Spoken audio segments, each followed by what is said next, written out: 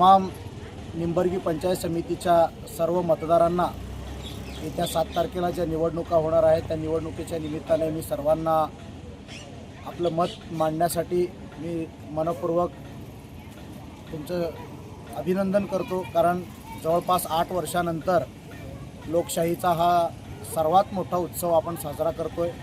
त्यानिमित्ताने मी तुम्हाला मतदानासाठी शुभेच्छा देतो आणि गेल्या 28 तारखेपासून ते आज 5 तारीख म्हणजे 5 फेब्रुवारी आहे, या 28 ते 5 या दरम्यान आम्ही निंबर्गी गणातील प्रत्येक घराघरापर्यंत पोहोचण्याचा प्रयत्न केलेला आहे आणि प्रत्येक गावामध्ये मतदारांपर्यंत पोहोचल्यानंतर मतदारांकडून जी प्रतिक्रिया येते त्या प्रतिक्रियेबद्दल आम्ही खूप समाधानी आहोत आणि लोक सांगतायत की यंदा तुमचा विजय होणार आहे आणि लोकशाहीच्या मार्गाने आमचा विजय होणार आहे याचा आम्हाला सार्थ अभिमान आहे। आमच्या विरोधात जे भाजपा आणि शिवसेनेचे उमेदवार आहेत, मला तुम्हाला सांगायला अतिशय आनंद वाटतोय की निंबर्गी पंचायत समितीमध्ये प्रत्येक गावामध्ये कॉर्नर बैठका कोणाच्या झालेल्या असतील तर ते केवळ काँग्रेस पक्षाच्या आणि श्रुती गायगवडी यांच्या कॉर्नर बैठका झालेल्या आहेत। भाजपा असेल किंवा शिवसेना असेल यांची एकही कॉर्नर बैठक झालेली नाही आहे। यांच्या कॉर्नर बैठका झाल्या, पण ज्या कॉर्नर बैठकीला सुभाष देशमुख उपस्थित राहिले तिथंच कॉर्नर बैठका झाल्या। उमेदवार म्हणून शिवसेना असेल किंवा भारतीय जनता पार्टीचे उमेदवार असतील यांनी स्वतः एकही कॉर्नर बैठक घेतलेली नाही आहे। लोकांना मी प्रश्न विचारतोय की या लोकांनी कॉर्नर बैठका का घेतलेल्या नाहीत याचा सर्वांनी मतदारांनी विचार करावा। का घेतलेलं नाही त्याचं कारण म्हणजे हे दोनही पक्ष सत्ताधारी आहेत, सध्या सत्तेत असलेले पक्ष आहेत। म्हणजे या लोकांनी मतदारांना गृहीत धरलेलं आहे। आपण लोकांपर्यंत पोचलो काय नाही पोचलो काय, शेवटच्या 2 दिवसामध्ये या मतदारांना विकत घेण्याची ताकद यांच्याकडे आहे आणि ते म्हणजे पैसा आहे। हे आता 2 दिवसामध्ये, आज प्रचाराची सांगता होती आहे, उद्या 6 तारीख आहे आणि परवा दिवशी 7 तारीख आहे, म्हणजे बॅलेटला सील होईपर्यंत सत्तेच्या माध्यमातून पैसा आणि पैशाच्या माध्यमातून सत्ता हे जे त्यांचं खेळ आहे हे खेळ बिघडवण्याची ताकद म्हणजे मतदारांकडे असलेलं मत आहे।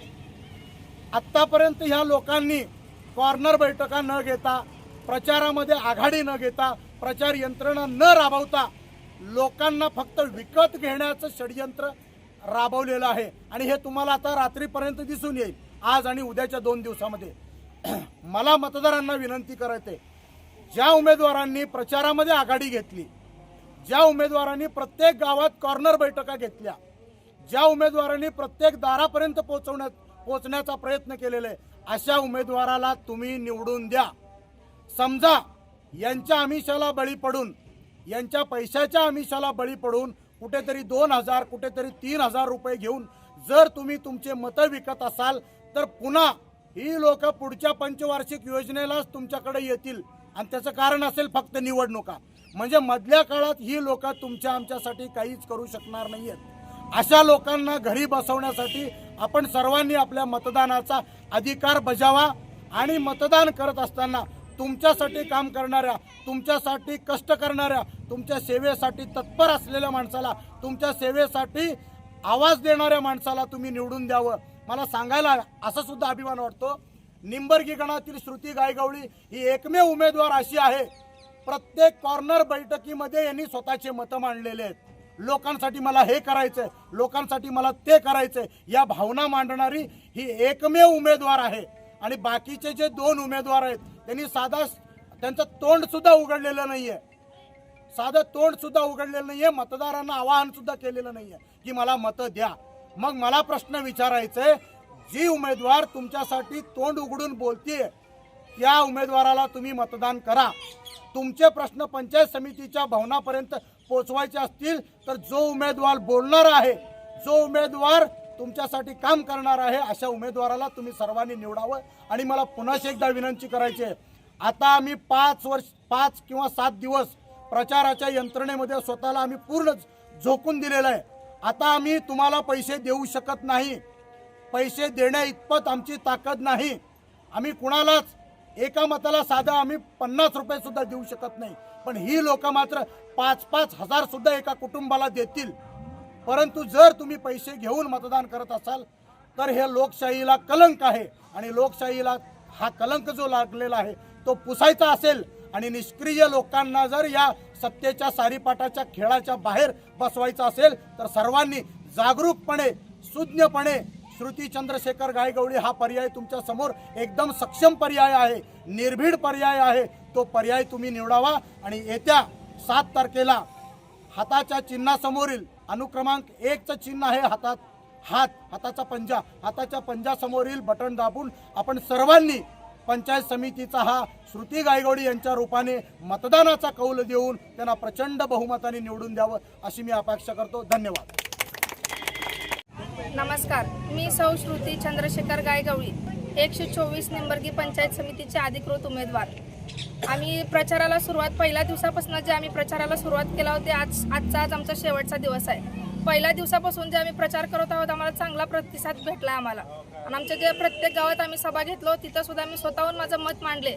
कारण का मांडले की जनतेसाठी मी मांडले माझा प्रश्न, लोकांसाठी मला आवाज उठवायचा आहे. आणि आम्ही जे करतो ते आम्ही खरंच करतो. आम्ही आमच्या गावात जे आम्ही प्रश्न उठवतो आम्ही पंचायत समिती गणातून जे काही योजना असतील आम्ही ते सगळे तुमच्यापर्यंत पोहोचवायचं आहे म्हणूनच आम्ही हे प्रयत्न आमचा चालू आहे. 2017च्या वेळेस आमचे साहेब इलेक्शनला उभारले होते त्यावेळेस त्याने थोड्याच मतांनी पडले, 1752 मते त्यांना भेटले होते. त्यावेळेस 200 मतांनीच त्याने पडले त्यावेळेस. मग त्यावेळेस आम्ही 2021च्या वेळेस आम्ही पंचायत समिती ह्याला उभारले, ग्रामपंचायतच्या वेळेस उभारले त्याने त्यावेळेस निवडून आले. निवडून आल्यावर जे ग्रामपंचायतमध्ये जे योजना असतील ते सगळे योजना आम्ही सगळ्यांपर्यंत पोहोचवलो. घरकुलच्या योजना असतील ते मुलींना सायकल वाटप असेल सगळ्या योजना आम्ही केलो. आताचे जे उमेदवार आहेत ना आमच्या विरोधात जे आहेत ना BJPवाले असतील शिवसेनावाले असतील त्याने स्वतःचं मत देखील मांडत नाहीत. त्यांनी आम्ही जो असा उमेदवार आहे की आम्ही सगळ्यांसाठी आवाज उठवू शकतो. त्यासाठी मी तुम्हाला आव्हान करेल की चांगल्या तुमच्या बोलणाऱ्या उमेदवाराला तुम्ही निवडून द्या. घरात बसून पैसे घेणाऱ्यांना किंवा पैसे वाटणाऱ्याला मतदान करू नये हीच मी तुम्हाला कळकळीची विनंती करते. आणि चांगल्या उमेदवाराला तुम्ही निवडून द्यावी हीच आमची अपेक्षा आहे. तुमच्यासाठीच आम्हाला लढायचं आहे, आमच्यासाठी नाही. पैसे अर्ध्या रात्री उठून पैसे वाटणाऱ्याला नाही तर तुमच्यासाठी रात्री धावून येणाऱ्याला तुम्ही मतदान करावं हीच आमची अपेक्षा आहे. एक वेळ संधी देऊन बघावी हीच आमची अपेक्षा आहे. हा त्या चिन्हासमोरील बटन दाबून तुम्ही आम्हाला विजयी करावं. धन्यवाद. तुम्ही प्रचाराच्या वेळी तुम्हाला लोकांचा प्रतिसाद कसा भेटला? आम्हाला सांगताना आनंद वाटेल की प्रचाराच्या वेळेस सगळेजण आम्हाला जे सांगत होते की एकदम खुशीनं आम्हाला त्याने सांगत होते की आम्ही हातालाच आम्ही मतदान करतो. ज्यावेळेस आम्ही गेल्या वेळेस जी चूक केलो आम्ही ह्या वेळेस आम्ही ते करणार नाही. आणि आम्हाला चांगल्या उमेदवाराला निवडून आणायचं आहे.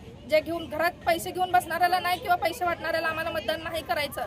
त्यावेळेस आम्ही तुम्हाला एक वेळेस संधी देऊन बघणार आहे. तुम्ही पण त्या संधीचं सोनं करावी हीच आमची इच्छा आहे. असं लोकांनी मत मांडल्यानं आम्हाला सांगितले की आम्ही तुम्हालाच मतदान करणार आहे. ते ऐकून आम्हाला छान वाटलं.